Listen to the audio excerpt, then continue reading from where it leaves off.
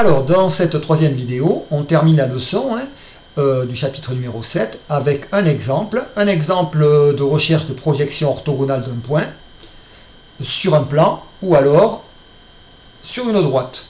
Alors, on va commencer par voir dans quelle situation on se trouve. On a un parallélépipède rectangle, donc un pavé, ABCDEFGH.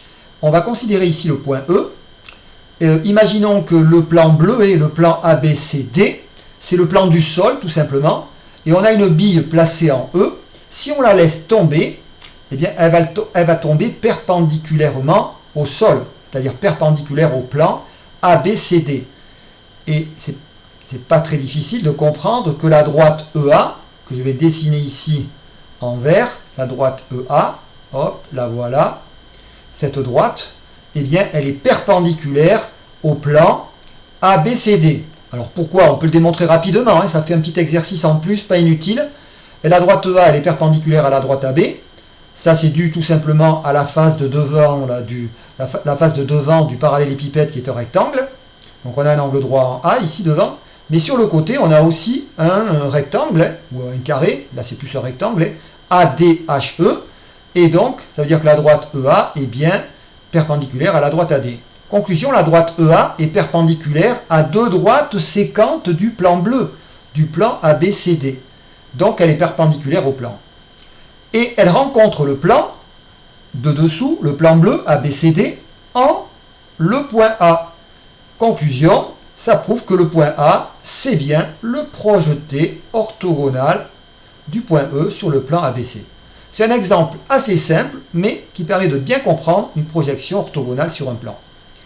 Alors, je termine avec la deuxième partie, qui est peut-être un petit peu plus difficile. Je pense, on va chercher le projeté orthogonal de E, mais sur la droite CG. Commençons par dessiner cette droite CG, elle est là, la voilà, la droite CG. Donc on va chercher en gros le point de la droite CG, qui est le plus proche du point E. Mais, si on revient à la définition qui a été vue dans la seconde vidéo, la vidéo précédente, il faut chercher le plan qui va passer par le point E et qui va être orthogonal à la droite bleu clair, c'est-à-dire la droite CG. Alors, bon, on est dans un pavé, c'est assez facile à trouver ce plan, c'est le plan EFGH. Vous voyez que le plan EFGH, il est bien orthogonal. Alors, je vais le souligner ici, là. Le plan EFGH, on peut dire tout simplement aussi le plan EFH. Bon, il suffit de le caractériser avec 3 points. Mais bon, si vous dites EFGH, c'est pas gênant. On acceptera quand même. Le plan EFH est orthogonal à la droite CG. D'accord? Alors, pourquoi il est orthogonal à la droite CG? Facile à voir. C'est un petit peu le même principe que ce que j'ai expliqué dans la situation précédente.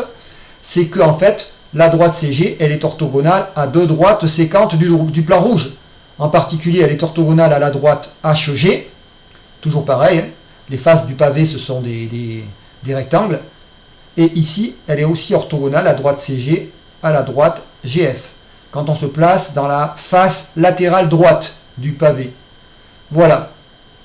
Donc, le plan rouge, EFH, est orthogonal à la droite CG, et il passe par le point E. Voilà. Donc, il suffit de chercher le point d'intersection entre le plan rouge et la droite bleue, entre le plan EFH et la droite CG, et ça vous donne le point G, qui est le projeté orthogonal de E sur la droite CG. C'est un petit peu plus difficile, mais bon, dans un pavé, ça peut se trouver assez facilement.